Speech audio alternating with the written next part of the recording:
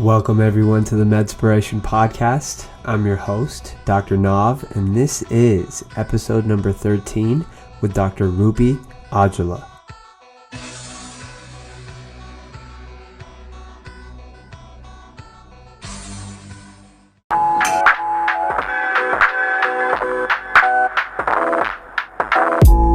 It's Dr. Rupy from the Doctor's Kitchen. I'm going to be showing you a one-pan Cajun scramble from my new book, The Doctor's Kitchen, Eat to Beat Illness. I'm going to be talking through the health benefits of it, and I'm going to show you how easy this one-pan dish is. It really ticks all the boxes for the principles of healthy eating that you'll read about in Eat to Beat Illness. It's super delicious, and I know you're going to enjoy making this.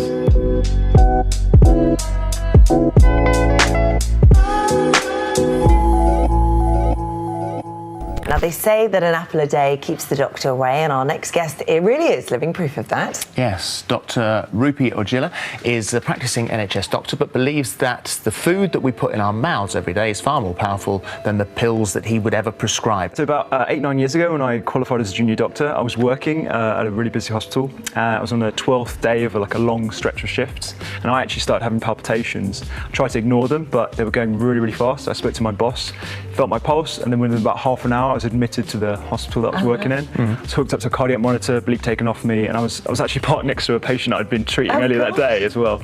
I was in something called atrial fibrillation, which is where your heart beats very irregularly, in my case very fast, about 200 beats per minute.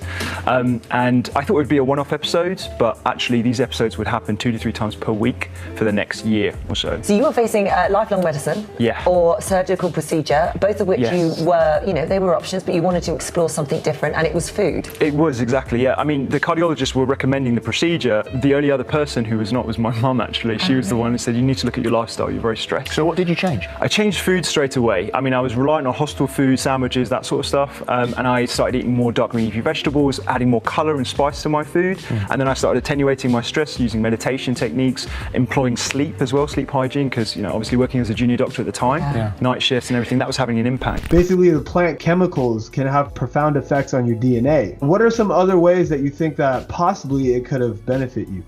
There are a number of effects that food can have on our body. When I eat a more plant-focused diet, I'm having more fiber. That fiber is going to be nurturing your microbiota, so the population of microbes that live in and around your body. Those have impacts on glucose regulation, stress regulation. They change inflammation pathways. They can signal to your immune system. They increase the production of short-chain fatty acids in your colon, and that can have effects on inflammation signaling as well. When you introduce more plants, you can change the expression of your genetic material. So not your gene sequences themselves, but certainly the expression of them. Ladies and gentlemen, I hope you're having a blessed day. Thank you for pressing play and listening to the MEDspiration podcast. In this episode, we took a trip overseas to check in with our British counterparts. I've been following Dr. Rupy Aujla on his Instagram, The Doctor's Kitchen, for a while now, and I began noticing that they're truly revolutionizing the way doctors are approaching medicine. We had the honor of dissecting his newest best-selling book, Eat to Beat Illness, and I'm happy to say that it's become my go-to cookbook since reading it. This episode was something special. We jam-packed it with practical tips that highlight how taking control of what you put on your plate can give you power over your health. And I can't wait to hear what you guys think about it. If you'd like to add to this conversation, please message us on Instagram. The handle is @MEDspiration. We'd love to hear from you. And again, guys, thank you so much for helping our podcast grow. If you've been enjoying this content, please go on iTunes and rate us 5 stars and leave a review. Let us know what parts of the podcast that you love most. Thank you, guys. And without further ado, let the MEDspiration begin. It is my honor and privilege to present Dr. Rupy Aujla. He's a National Health Service medical doctor and international best-selling author of The Doctor's Kitchen. Dr. Rupy, I want to start by thanking you and your team for sending us a copy of your book. Oh, brilliant. Yeah. I didn't realize that. Oh, absolutely. Eat to Beat Illness. I'm happy to say that, this book has officially become a part of my kitchen.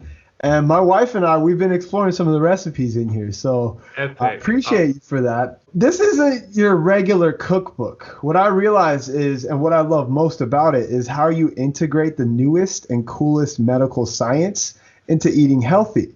So my intention today is pretty simple. It's to highlight how our audience out there can take control of their life and begin eating for their brain, their heart, immunity, mood, and skin health, and how doing so can help them gain power in preventing disease.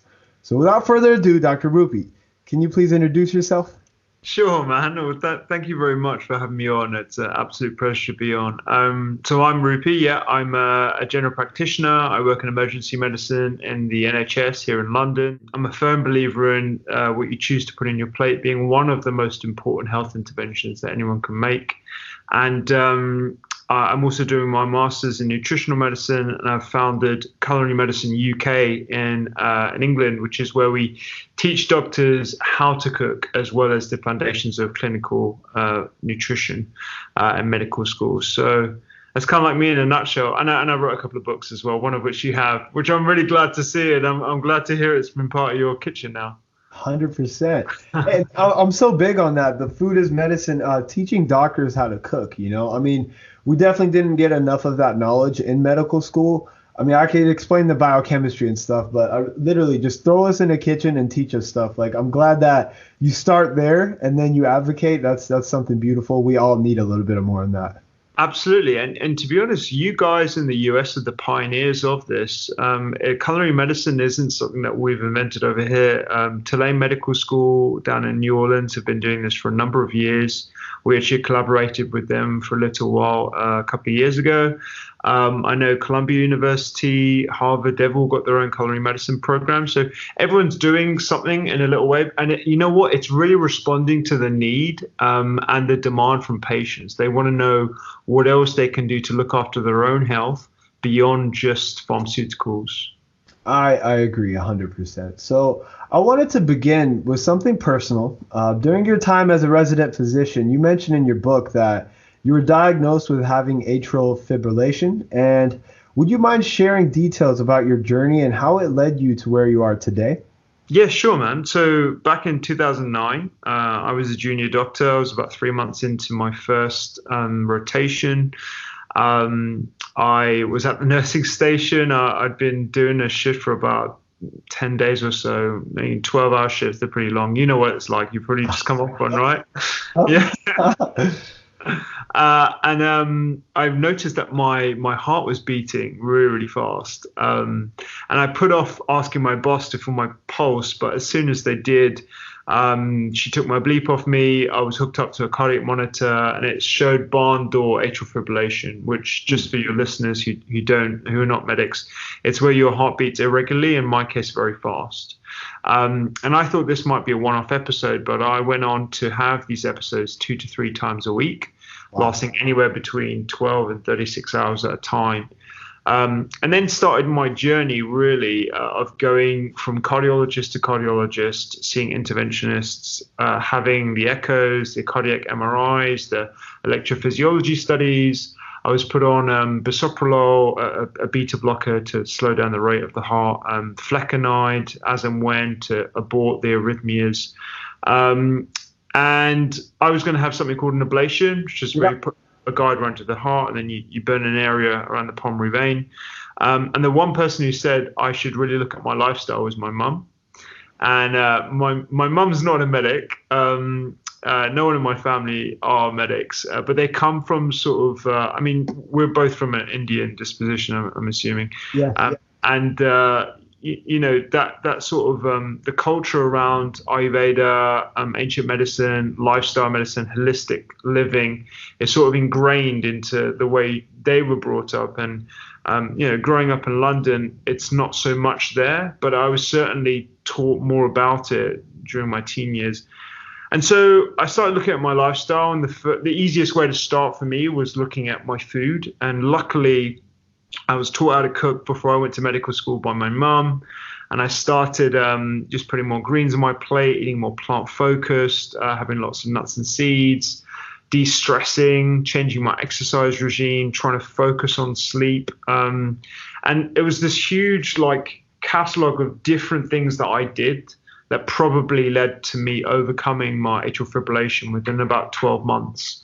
And that still today stuns a lot of people. It still stuns me. And really, over the last 11 years of me doing the Doctor's Kitchen and putting out content and learning a bit more about nutrition, has been me trying to retrospectively figure out why on earth that was possible, and how we can apply this to patients, this sort of a holistic perspective on how we can treat people.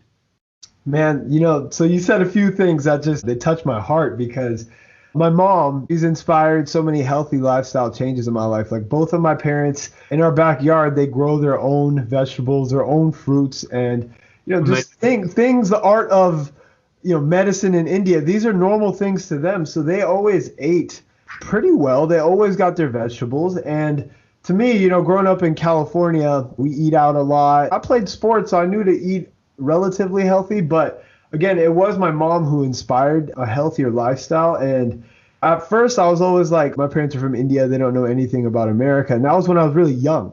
And then as I got older, and as I'm still growing older, I'm realizing, whoa, they had like ancient wisdom that like we don't even have here in the States. So I'm realizing like they're kind of ahead of the curve when it comes to using food as medicine. It's pretty incredible to hear your story of how you can overcome something like that. And there's been so many studies trying to see how that can happen. As I mentioned to you earlier, Dr. Dean Ornish is one of my mentors. We had him on the podcast. He's one of the pioneers in having research be done to show how food can literally cure illnesses. I read in your book, you talked about multiple different ways that this could have potentially happened, such as the cruciferous vegetables. Basically, the plant chemicals can have profound effects on your DNA. What are some other ways that you think that possibly it could have benefited you? Yeah, the issue with nutritional medicine and nutritional sciences is that there are a number of effects. There are a plethora of effects that food can have on our body. So it's very, very hard to pick out exactly what might have been going on. Mm-hmm. So a few ideas to put up in the air is, when I eat a more plant-focused diet, I'm having more fiber. That fiber is going to be nurturing your microbiota, so the population of microbes that live in and around your body, largely gut, and those have impacts on glucose regulation, stress regulation. They change inflammation pathways. They can signal to your immune system. They increase the composition of short-chain fatty acids, production of short-chain fatty acids in your colon, and that can have effects on inflammation signaling as well. When you introduce more plants, you can change the expression of your genetic material. So not your gene sequences themselves, but certainly the expression of them. And you mentioned Dean Ornish. I was fascinated by his early papers, I think as early as like the late 90s, where he was showing through elegant gene mapping models how you can switch tumor suppressor genes on and switch tumor promoter genes off, purely through lifestyle changes, of which there are many.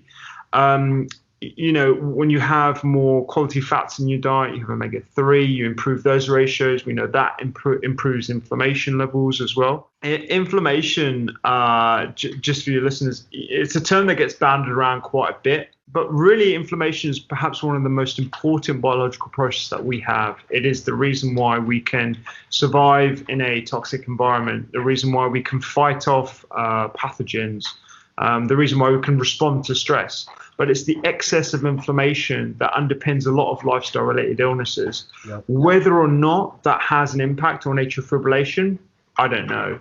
But certainly, it definitely improved my chances of or lessening the risk of lifestyle-related illnesses. I completely agree. And one thing you mentioned that's so important, I noticed here in the States, I believe the recommended daily value of fiber is like 30 grams. The average American gets less than 15. Yeah.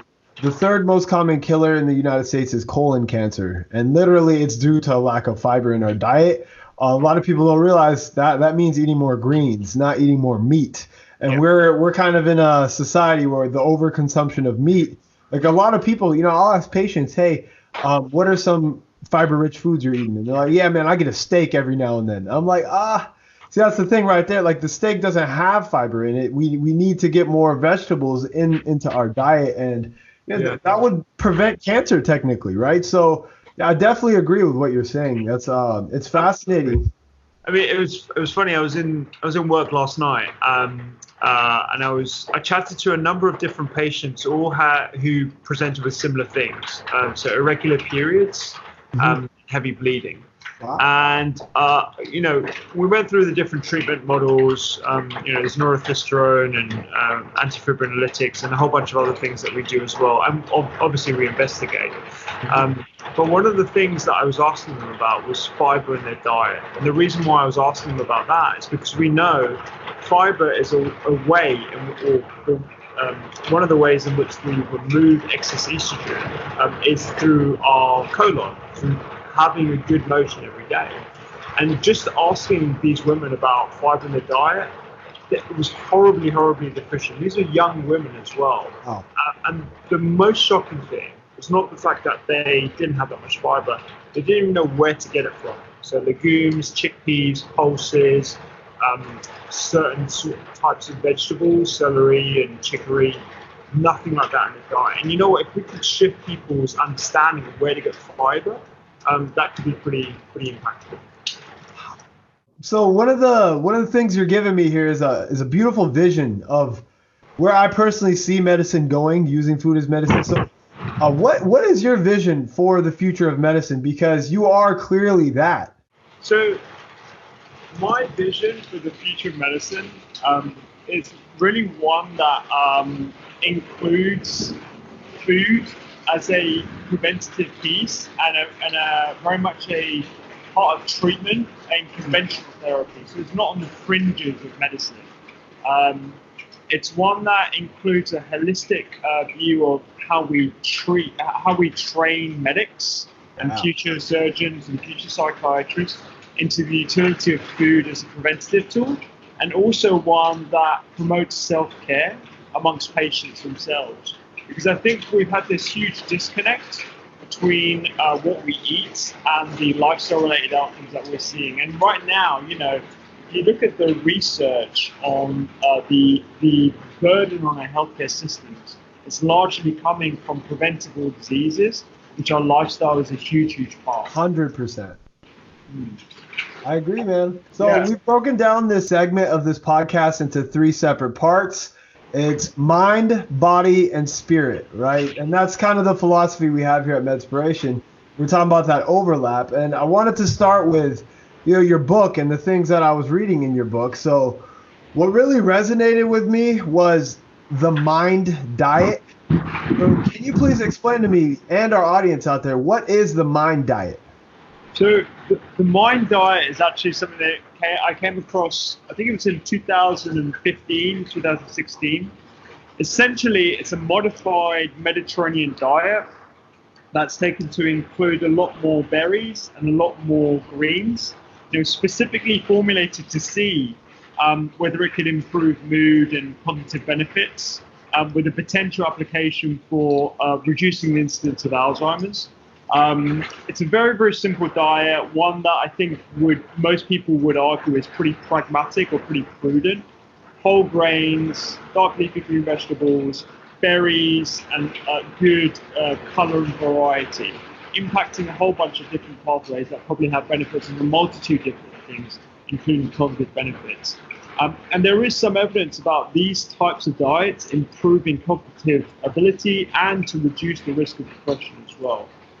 So it's something that I put in the mood chapter, along with another sort of diet. I don't know if you come across the SMILES trial, but that was done by Professor Felice Jacka and colleagues. I actually had her on my podcast recently. And that was the first intervention trial where patients, so it was a small group of patients, about 70 patients, were put on either dietary counseling with a Mediterranean-style diet with whole grains and lots of fruits and veggies, and just counseling alone. So seeing a psychologist and going on their normal treatment regime. They found that in as little as 2 to 3 months, some of those patients were coming off medications for moderate to severe depression. So not mild anxiety, not mild depression, moderate to severe.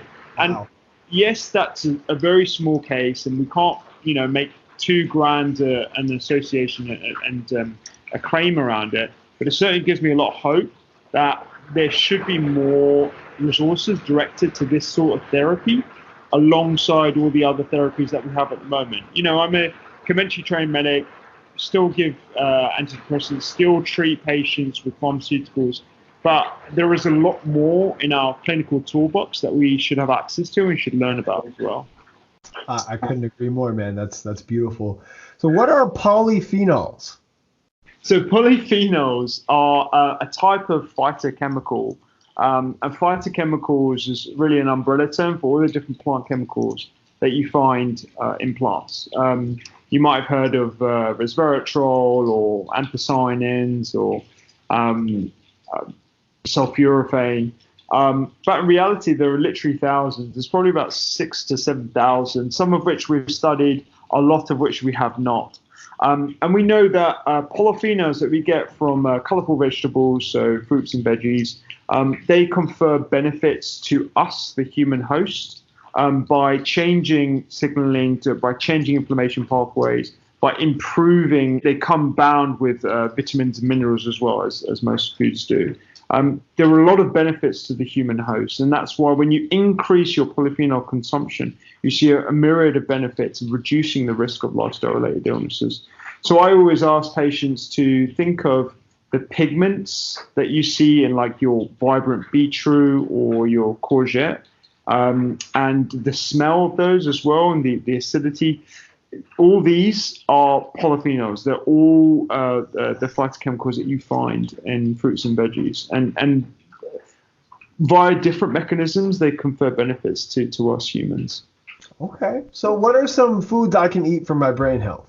What I did with the book is to separate different sections according to parts of the body or conditions, right?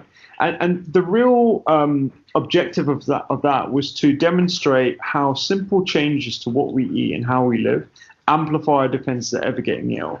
And by zooming in to different parts of the body and conditions, it almost gives you some context, and it looks at the research that intersects with that. So what the lifestyle changes are, what the nutrition sides that are. In the final chapter, I basically take a zoom out and I'm like, look at all the different things that we talked about for your brain, for your skin, for your immunity. It's all the same. All the principles are the same. It's eating whole foods, lots of fiber, lots of colors, eating in time, and having plant-focused diet, essentially, and quality fats. So when you eat for your brain, the foods that we know of are whole grains, because it reduces your metabolic imbalance, your glucose imbalance.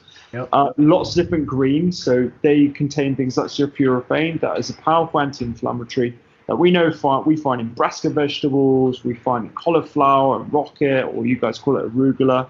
We know that polyphenols that you find in berries and the flavonoids as well, so blackcurrant, blueberries. Blueberries are a very famous one because there was some research, I think, conducted by one of the blueberry producers. But blackcurrants are very, very good sources of things like anthocyanins as well. And water. Wow. So having good old-fashioned water regularly throughout. There you go. I'm going to take a sip right now, man. We know that keeping yourself hydrated has some cognitive benefits, reduces the risk of headaches, and improves your ability to maintain alert during the day. A lot of people will go towards coffee or go towards, green tea, but actually sometimes you having that slump is either because you've had a big lunch or you've had too much sugar, or it's because you're not well hydrated. Or you haven't moved from your desk as well. That's another reason why your brain kind of switches off. So those are sort of the top things that I talk about when it comes to brain health. And brain health is a very, very important message right now, because I know in the UK, Alzheimer's is now the #1 killer. I'm not too sure if it's the same in the US, but yeah, it's the #1 killer in the UK right now. It's overtaken cardiovascular disease. And it's sort of like the silent epidemic, I believe. It can't just be explained by an aging population. I think we're getting better at diagnosing it, for sure. But there certainly isn't much in the way of novel therapeutics that I've come across. But perhaps someone that you should definitely speak to on your podcast is a professor called Dale Bredesen, who wrote a fascinating book called The End of Alzheimer's. And he's come up with a protocol that introduces, yes, food as medicine, but also lifestyle measures, exercise, stress reduction, and sleep hygiene as well. And those are the things that I wrote about in the book too, actually.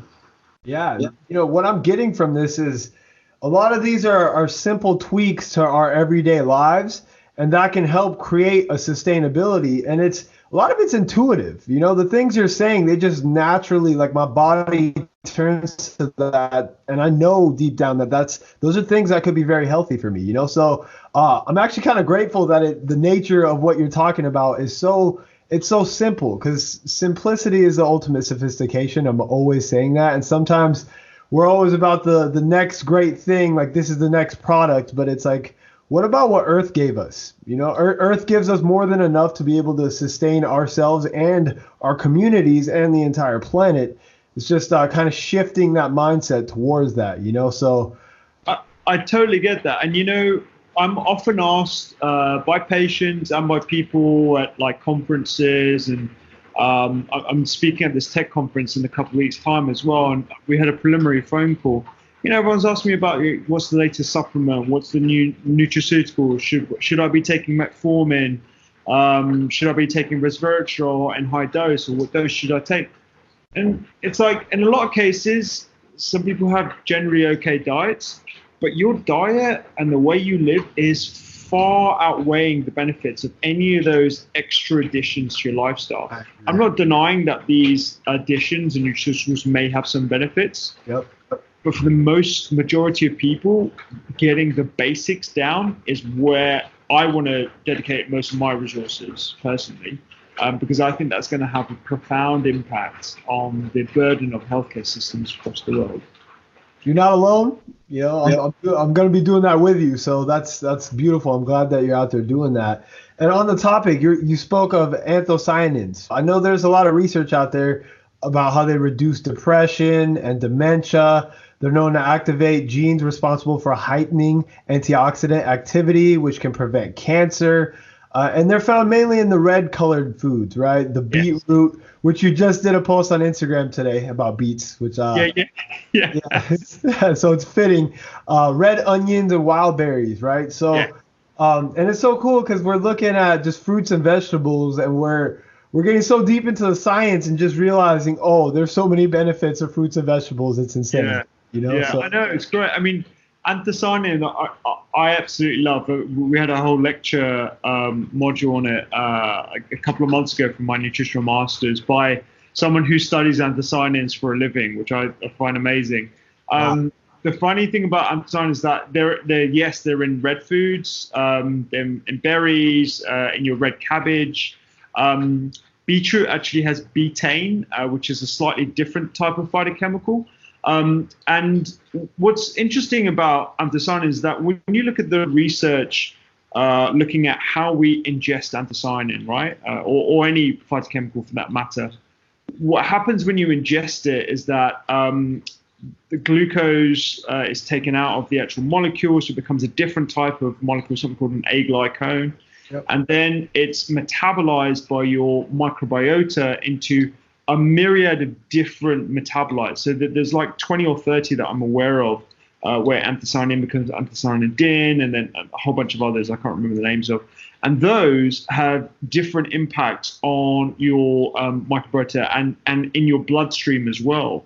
And so trying to figure out, why does red cabbage or increased consumption of red foods seem to be associated with cardiovascular disease risk reduction is so hard. Because it's very hard because we're dealing with complex molecules. We're not dealing with singular molecules like acetaminophen or metformin for that matter. We're dealing with something that actually changes huge amounts, and it's also coupled with a whole bunch of other things when you eat it in its raw form, i.e. in a berry, because you're having prebiotics with it, you're having vitamins with it, you're having everything. And that's why, I'm always a little bit skeptical of when people try to supplement with vitamin E or vitamin C alone. And that's why when you look at those studies, those big studies, looking at supplementation of vitamin E in isolation in a moderate dose, you either don't see any benefits or sometimes, unfortunately, you see some harm. That's why I'm a massive fan of a whole foods approach to medicine. And, Dean Ornish has been a pioneer of that for many years and been following his work and a lot of other people's work. And that's the answer. I agree. I love talking about food in a reductionist sense as well. I love talking about pathways. I love trying to figure out, okay, how is this having some sort of benefit on the downstream pathways? But really, I need to drag myself upstream and think, okay, well, what's the solution?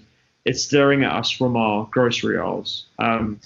You mentioned the term reductionist. One thing I've noticed with medicine is, we're especially in the States, we're so reductionist with the science that we've broken things down to the smallest, tiniest detail. And like, I can explain to you the complex pathways, the names, everything. But, are we, like you're saying, even at the end of your book, taking that step back, looking at the entire picture and because sometimes that could become just as dogmatic. I think it's important, even as scientists and innovators, to be able to not just know the reductionist side, but then to bring it back to the holistic side, and that's, I think that's going to be our job, and just speaking with you, getting your vibe, it just reaffirms to me that there's other people that understand the benefit of it. And I think that's the GP's job. Our job is the entire lifestyle, like from when you wake up to when you go to sleep, every moment, not just one little detail, and that's where you start seeing, food is such a big deal because we have to eat X amount of times a day or else we can't even live. I came across this way of thinking probably earlier than this, but T. Colin Campbell's last book, I think, called Whole, it really made me think about this approach to reductionism and holism, for want of a better word, because even he is aware of the reductionist principles in his own community as a scientist. That book, I think, is fantastic for people who want to think and know a bit more about this this method of trying to improve overall health. It's not just about promoting the benefits of going vegan or plant focused, whatever. It's actually about, okay, the way in which you do that and how you consume food in its holistic form or its in its processed form. That makes sense. So next, I want to talk about food as medicine for our body. I want to concentrate on the health benefits of certain foods and the scientific standpoint. So I feel like there's no better place to start than nutrigenetics. Okay. That's in the book. So what is nutrigenetics? So nutrigenetics or nutrigenomics or genomic nutrition, it's really eating to change the expression of your genes. So we know through gene modeling maps that Dean Ornish has done and a whole bunch of other researchers that you can change the expression of your genes positively by changing your external environment. And one of which of those is food, right? So increasing your consumption of brassica vegetables not only floods your body with different phytochemicals, increases your microbiota or nurtures your microbiota with fiber, as well as all the other things that we find in foods, it may have the ability to change the expression of your genes. That sounds really weird and wacky, but there are four main pathways by which you can change that, one of which is methylation, sulfonylation, ubiquinolation, and phosphorylation, I believe, is the fourth one. And not only with food, but you can also do that with your lifestyle as well. So there are some other studies looking at physical activity and how that not only massively reduces your inflammation pathway, one of the ways in which it does that is through changing your gene expression.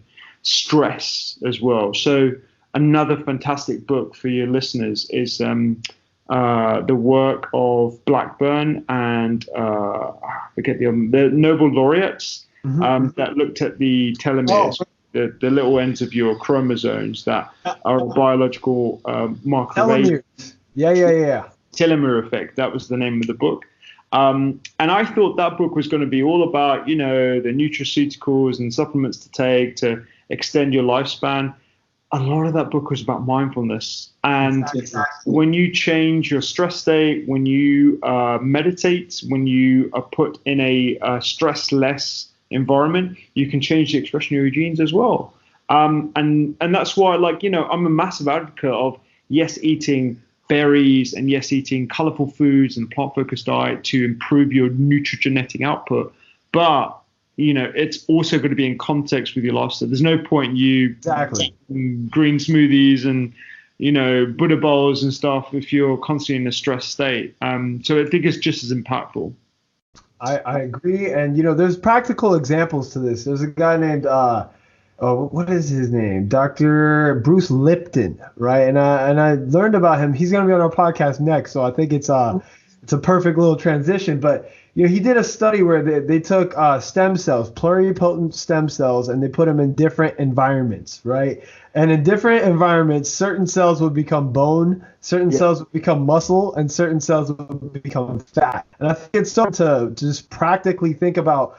We're an organism that has a bunch of cells and a bunch of bacteria. The environment we're in determines what is expressed. A practical example is exercise. So if I'm exercising 5 times a week, I'm lifting weights, my bones are going to get denser. My muscles are going to get bigger. Absolutely. And, when you consume these different sorts of foods, and, the foods that I'd be talking about when it comes to nutrigenomics are just the simple things that you find on your supermarket shelves. So, and I like to separate them by color. So if you're going to go for the greens, yes, so brassica vegetables, your broccoli, your rocket or arugula, your romanesco, bok choy, pak choy, all these different sort of Chinese cabbage, wonderful ingredient, very, very cheap. Those are going to be flooding your blood system. They're going to be flooding your cells and bathing your cells in all the different micronutrients that they have. So that is literally going to change your gene expression in itself. When you combine that with the effect that it has on your microbiota through fiber and providing indigestible fibers to this population that slaves away day in, day out, digesting food for you, and then change the metabolomic picture. Another thing is even the absence of food as well. Yeah. So when you're not eating, which I think is as important as eating as well, and I think it's become quite popular of late, but also the research seems to be catching up as well. When you choose to not eat can be as impactful as when you choose to eat. So what you choose to eat when you're eating, yes, great. When you're not eating, how long you're not eating for, what kind of state you're not eating, those sorts of things can have an impact on your genetic profile and your genetic expression too, in a positive or negative way. And so I think that's super important. I think we're learning a lot more about what kind of fasting measures may be impactful, but I don't think we're there yet with what the pattern looks like. And that's why I'm an advocate for just keeping a good 11 to 12 hour window where you do not eat every single day, and that's it.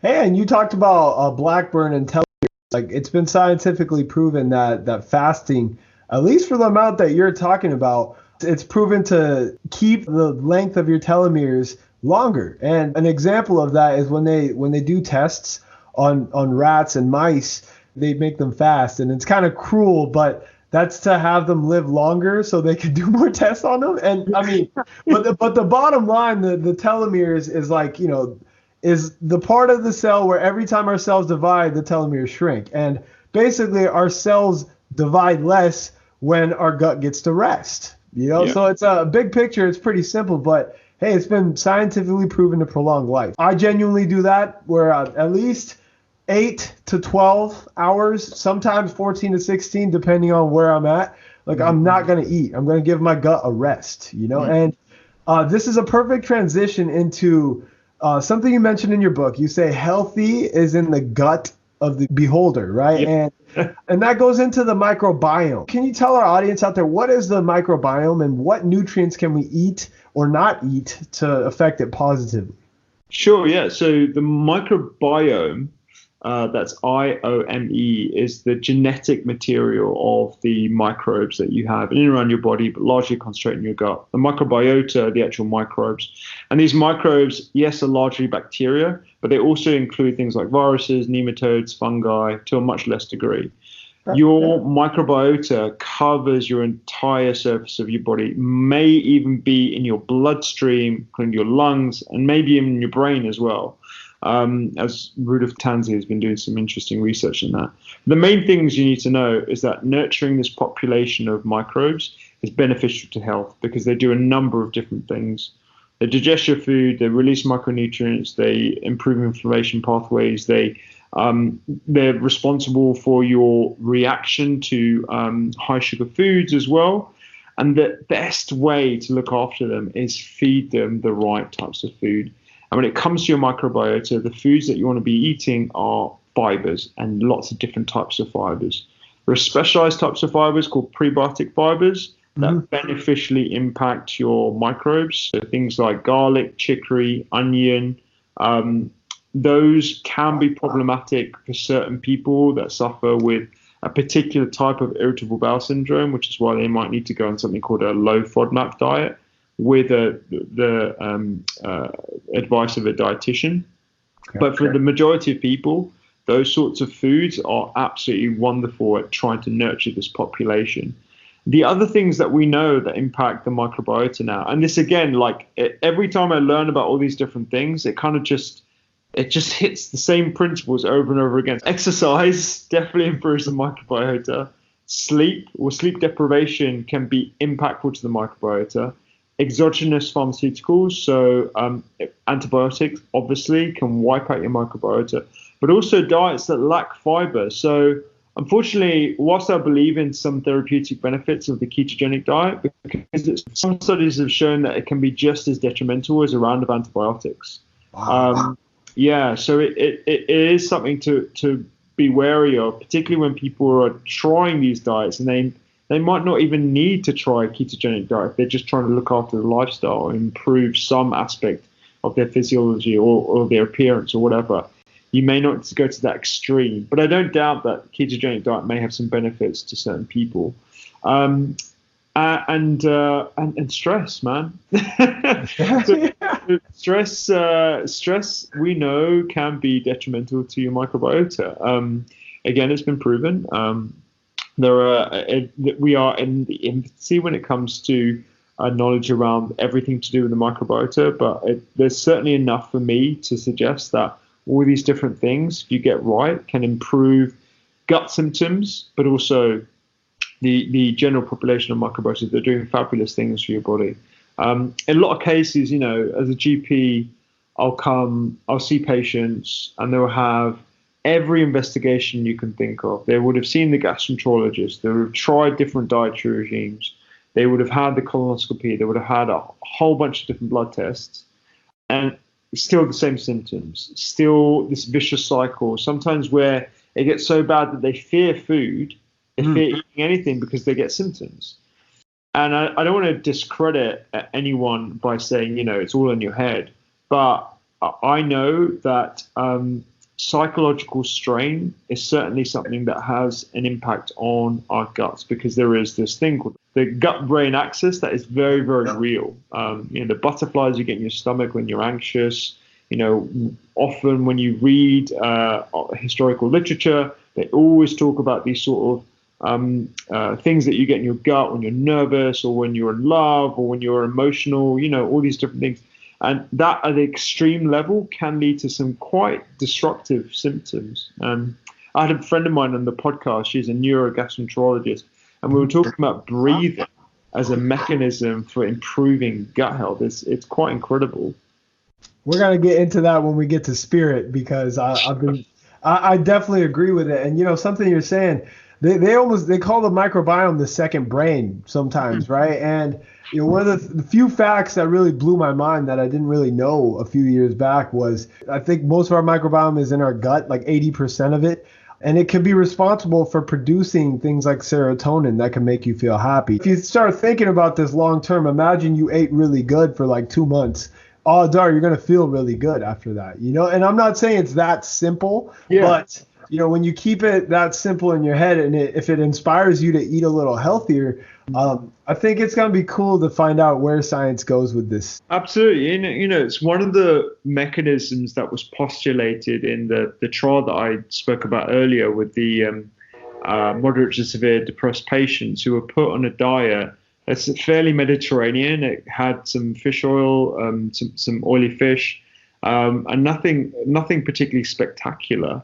But the results were incredible. And one of the reasons was postulated that, maybe we improve their microbiota such that they improve the production of neurotransmitters, or improve the balance of them anyway, that led to a resolution in some cases of their mental health disorders, which is incredible, right? The cells, there's so many different numbers that have been floated about, do they outnumber us by 1 in 10 or 1 in 100? I don't know exactly what the numbers are, but they definitely outnumber us. And the genomic material is huge. And there is this huge untapped resource. And, I was speaking to a friend of mine who's a gut health researcher, and she's like, maybe instead of us thinking about feeding and nourishing our body when we eat food, we should really be thinking, okay, how do we eat and nourish for our microbiota?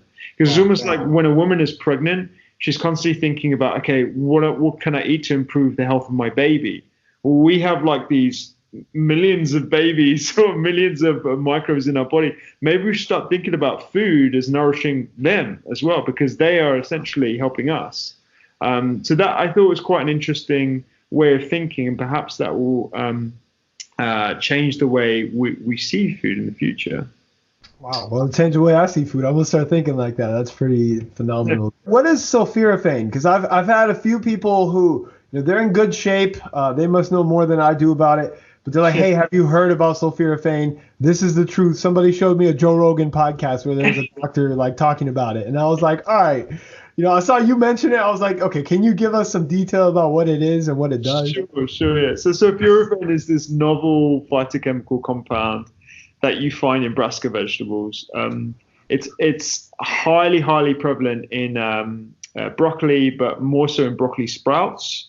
Around 2 to 3 days of sprouting broccoli, you just have this huge amount of sulforaphane. And there are whole researchers dedicated to this one phytochemical, in much the same way as resveratrol, much the same way as anthocyanin.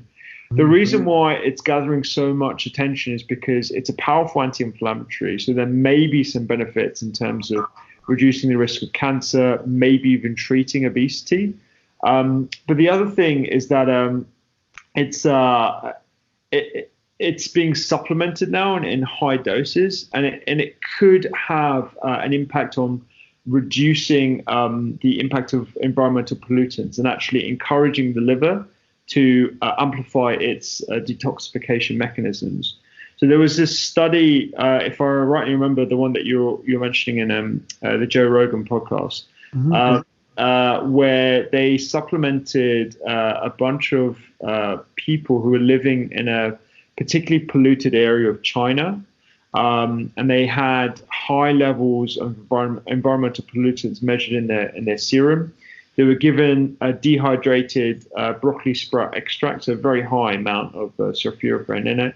And I think they saw some like ridiculous results of like a huge downward turn of environmental pollutants measured again in their blood after supplementation with this sulforaphane. I can't remember whether it was a controlled study or not, but that's been gathering a lot of attention. And, in a world where environmental pollution is very much on the tip of everyone's tongue, and we're becoming a lot more aware of climate change, global warming, it may prove something to actually have. If I was living in China, I might actually consider supplementing it, to be honest. It's unlikely to do harm, that's for sure, because it's a naturally occurring compound, and you find it in cruciferous vegetables. So that's the deal with sulforaphane. As a consumer, I'm a big fan of brassica vegetables anyway, and I think variety is probably the most important thing. So, I'll be having it every day in the form of broccoli, red cabbage. I had Savoy cabbage today. Cool. Okay.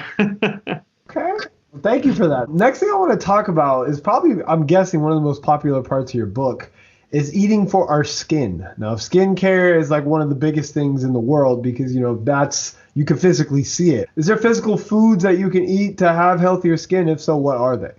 So the main thing I say with skin health is trying to look at what you can put into your diet rather than what you can take out. And I think with skin in particular, a lot of people immediately turn to removing dairy and gluten. And whilst I've heard that.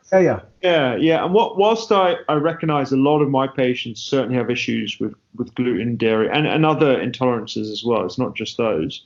I always first like to look at the quality of their diet. So if you look at the quality of a lot of people's diets, lots of fried foods, lots of refined carbohydrates, we know that there is a link or an association with high glycemic diets and the breakouts of things like acne, eczema as well as other lack of nutrition and lack of micronutrients.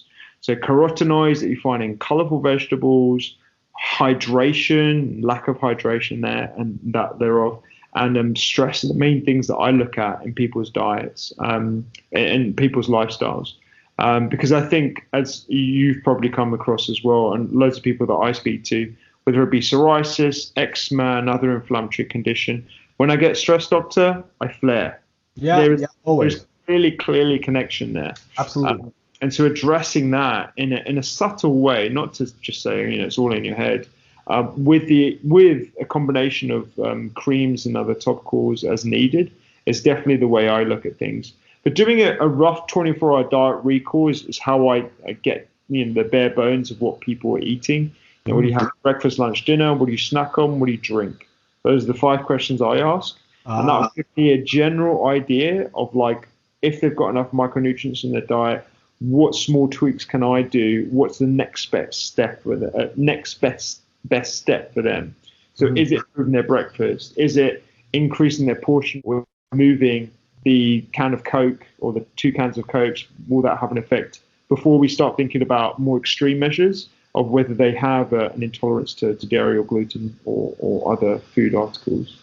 That's an interesting thing you mentioned, because usually I hear that too, I was breaking out, cut out the dairy, and I know that there's some protein in milk, specifically cow's milk, that can cause inflammation. So I know that helps, but that's a really cool way of looking at it. And I was actually interested in how, in a short amount of time, how can you get your patients to reveal to you what they eat, and how do you get a big picture? So can you repeat that for us and all the doctors out there?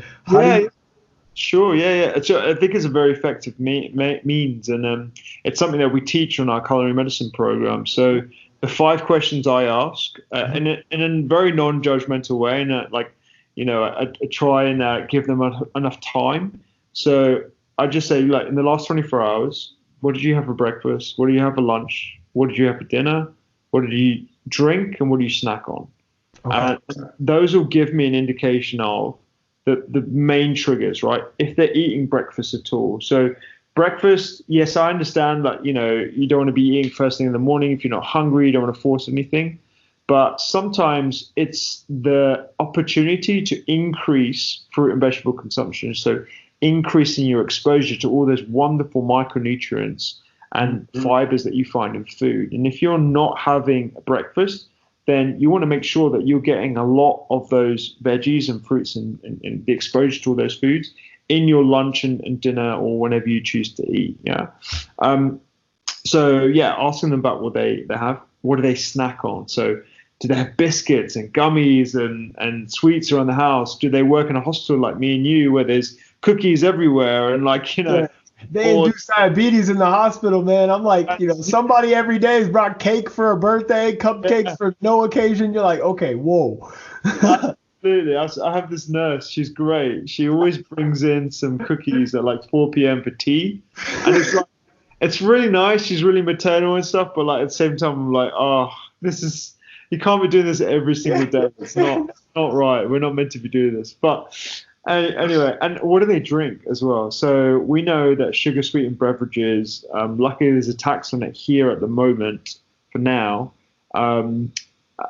that they are one of the biggest contributors to excess energy consumption and potentially disruptive foods as well, drinks, because we've got kids on energy drinks. That's not a good combination when they're trying to learn and trying to maintain attention and concentration at school. But even for the adult population, it disrupts sleep. They have high amounts of caffeine in, and the sugar as well alone is just something that we know can impact your skin as well, going back to skin. So yeah, those are the questions that I asked. If I had more time, or if I've asked them to come back, I asked them to do a 7-day food diary.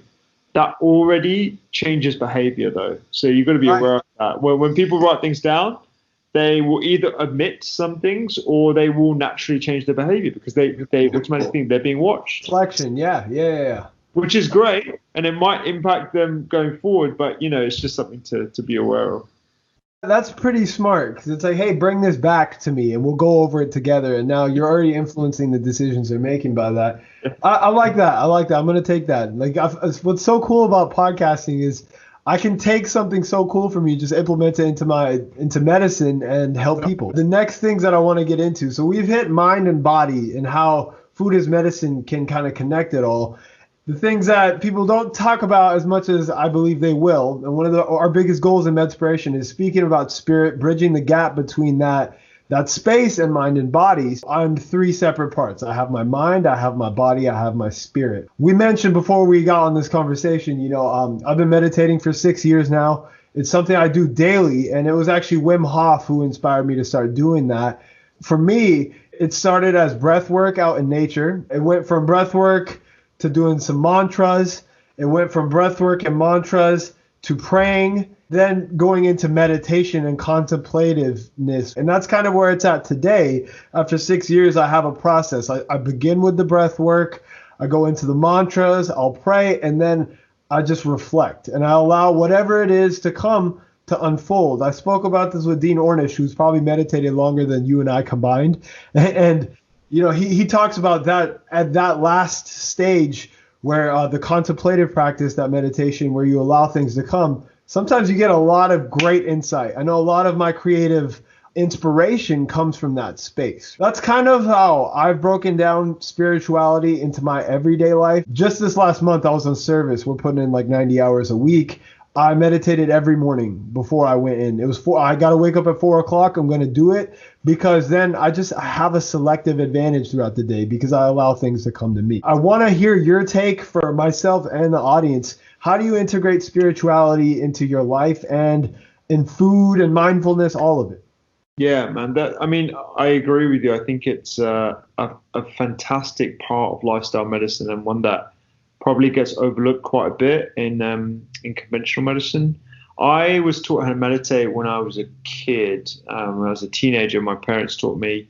I quickly forgot about it when I was at med school. I went back to doing it during exams, and then I went back to doing it when I had my own health complaints as well, and I started my meditation practice again.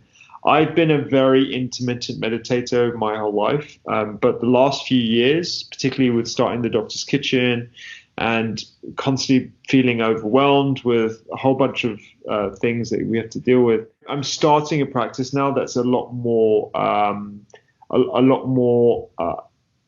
not rigid, but it's definitely a lot more scheduled into my daily life. Yep. I wake up in the mornings now. I do my affirmation. It's a mantra that I write down with my left hand, my non-dominant hand, on a piece of paper next to the bed. And it's just something very simple, very personal to me. And I just literally write the same thing every single day. First thing I do, that's what I do. I go, brush my teeth, whatever, and then I sit on a chair and I'll do my meditation for 10 minutes. And it'll just be a present meditation. So it won't be guided. It'll just be me either body scanning, checking in, seeing how I'm feeling, and then I go and do my workout. My workout is actually part of like my spirit building activity because it's like I do it for myself, I refresh my body, and I feel fantastic. The other thing I've started doing is a meditation in the evening, and my evening meditation is actually guided. So I use an app because I feel at the end of the day, it's quite hard for me to like switch off a bit, and I might need a little bit of help. Maybe in the future I won't need it as guided, but right now, like, I really find a guided meditation is awesome just before I go to bed. And I do my gratitude exercise. So I was sharing a gratitude exercise on my Instagram for 700 days, I think, straight. And I would just literally go on my phone and be like, these are the 3 things I'm grateful for today. And it could be something as simple as like, the bus driver smiled at me today, or like something really significant, like today I got a book deal, or today I got a really nice message from a patient, that kind of thing. And honestly, man, it's changed my perspective. It's made me a lot more positive.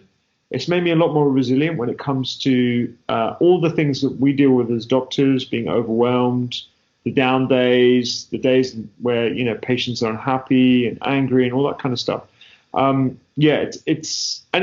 Even on a daily basis, man, like I just see the beauty in everything. Yeah, it feels like it's magic. I don't take drugs, but it feels like what I imagine it would be like to take drugs, like where everything is incredible. Like trees are amazing. Like this person is an incredible human being in front of me. I know they've got this incredible microbiota. They're resilient. They're like, they probably have a loving, caring attitude in the right environment. You just end up seeing the beauty in everything.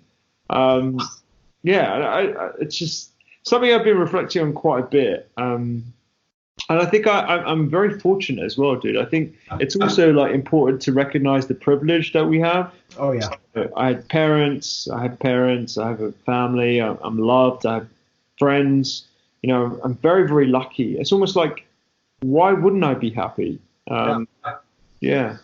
So I've noticed so much there. The first thing that you say, writing with the left hand. One of my friends who's a psychiatrist, she calls it neurobics, where using the least dominant hand, activating a part of your brain that you don't use. Yes. And it seems like gratitude, which to me became such a huge part of my entire life, because the space that you're coming from, we talk about neuroplasticity all the time. It seems like you've gotten to a point where you've trained your brain to find blessings in everything, right? And that's where you could come from, that magical space where you're going to find the beauty in everything, because you realize, well, that attracts more opportunity. That attracts more success. That also attracts more wealth, mentally, physically, spiritually. That connects to the entire being. I completely agree with everything that you're saying from that perspective.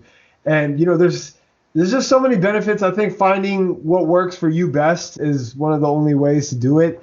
I used to think meditation is something that's out of my reach. It's something that's going to be too hard to do because, only someone great can do it. But things as simple as taking off your shoes, walking in the grass, and practicing silence for 15 minutes while you do it can promote different aspects of your being that you wouldn't expect. I realize spirit may overtake mind and body. Like you were saying, I've gotten really strict with making sure that I actually do meditate every morning, every day, just because I felt like the benefits of doing so, they outweigh everything else, and they allow me to make more mindful decisions with what I'm putting into my body, the way I choose to think. So I know you're an incredibly passionate individual. Doctor's Kitchen is your baby.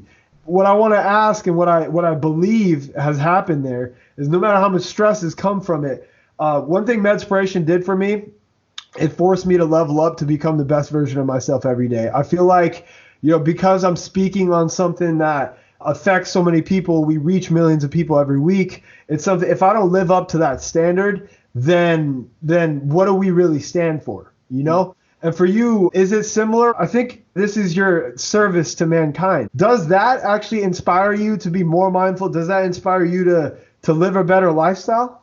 Yeah, absolutely, man. I think like a really important part of being well is actually having a sense of purpose.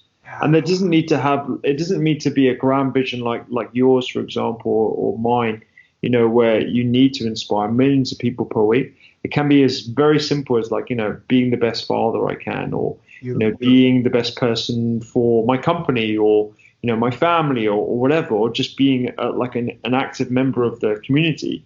But having that sense of purpose that is really, really intertwined with your daily life is so, so important.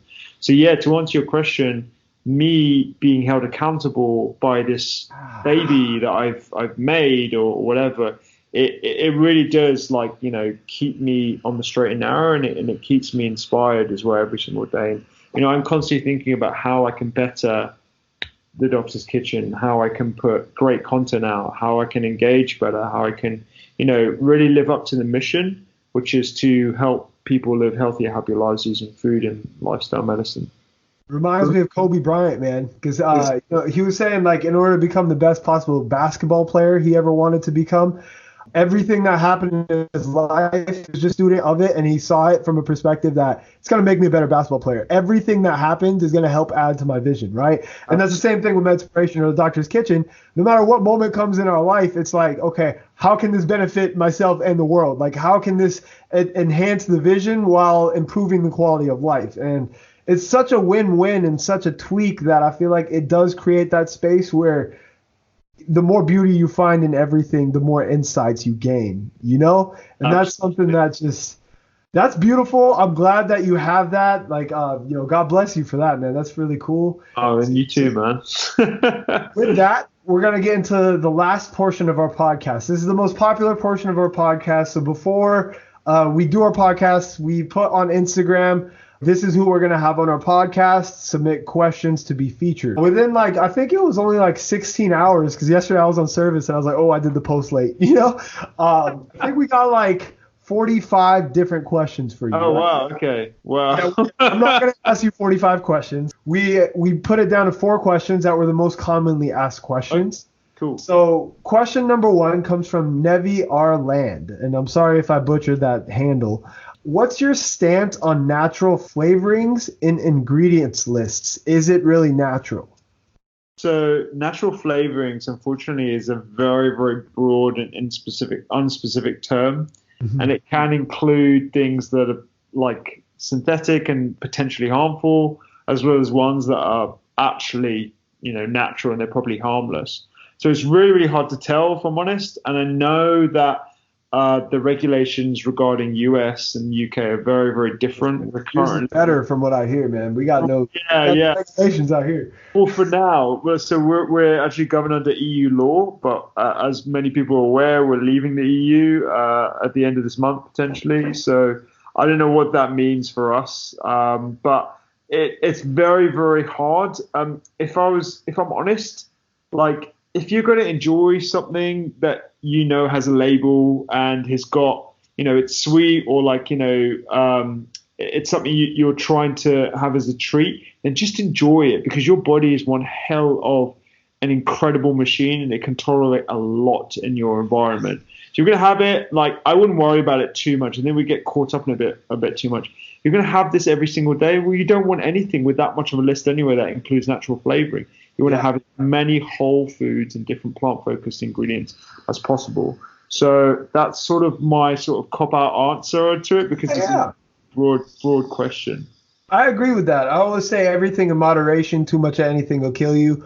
If you enjoy something, don't think that you got to just cut it out because it's something that might be detrimental. Just don't do it so much that it's gonna affect you in the long term. Because if I'm doing something 3 times a day, every day for the rest of my life, odds are it's going to have detriment to my health. I have a drink every now and then. My drink is a nice tequila with cucumber tonic. And the brand of cucumber tonic that I drink is really good. It's a premium tonic. But I've noticed it has natural flavorings in. And that could mean anything. I don't know. But does it mean I'm not going to have that? No, I'm going to have that tonic because I'm not going to have that much of it, first of all.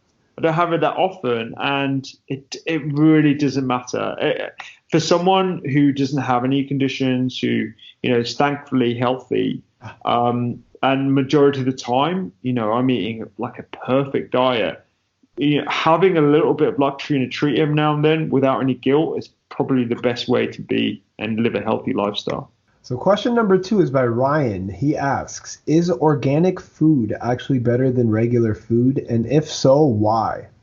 So organic food and conventional produce is a tough one right now, because just because something is labeled organic doesn't mean it's pesticide free. I think the main issue here is the use of agricultural petrochemicals and the impact on the environment. So with regard to agricultural practices using petrochemicals, the official stance is that there isn't enough evidence to suggest that they are harmful. My personal pragmatic stance is something should be guilty until proven otherwise. In a lot of cases, particularly when it comes to agricultural petrochemicals, we have found out about the issues with them quite late down the line. Yeah. with the amount of chemicals that are now sprayed onto crops, particular some that I know in the US are pretty harmful, like Roundup and glyphosate and a whole bunch of other things that are detrimental to your microbiota. My personal preference is to choose organic where possible. Yeah. The most pragmatic thing, I think, is to have as many different fruits and vegetables as possible. The reason why is because they contain all the different micronutrients that will help you improve your ability to remove environmental pollutants in the first place. One of which being fiber, so it actually removes it from your colon, but also through your liver and your kidney and hydration, etc. But my pragmatic approach is to choose the food landscape that you want to thrive in, and that's one with organic vegetables. And unfortunately, that isn't a popular answer because it means that there's a tiered system with the foods that we consume, one that's more affordable than the other. And fresh food at the moment, is already really, really expensive. So my pragmatic view is, I'd like to go organic. But that doesn't mean, to go back to my initial point, that doesn't mean that they're free of pesticides, unfortunately, because they're often grown in similar areas and there's a lot of converse spray. But I would choose organic if possible. That's what I hear. I know USDA organic. It doesn't mean it's free of those things. I think it was either 90 or 95% free. You know? So even though the USDA organic stuff still has some of that in it. Yeah, the other aspect is the environment as well. So when we're using quite harsh chemicals in the environment, we know it's detrimental to the biome of the soil. Mm-hmm. I don't think a lot of people are thinking about the biome of the soil right now. So, within the earth, you don't just have nitrate and phosphate and potassium.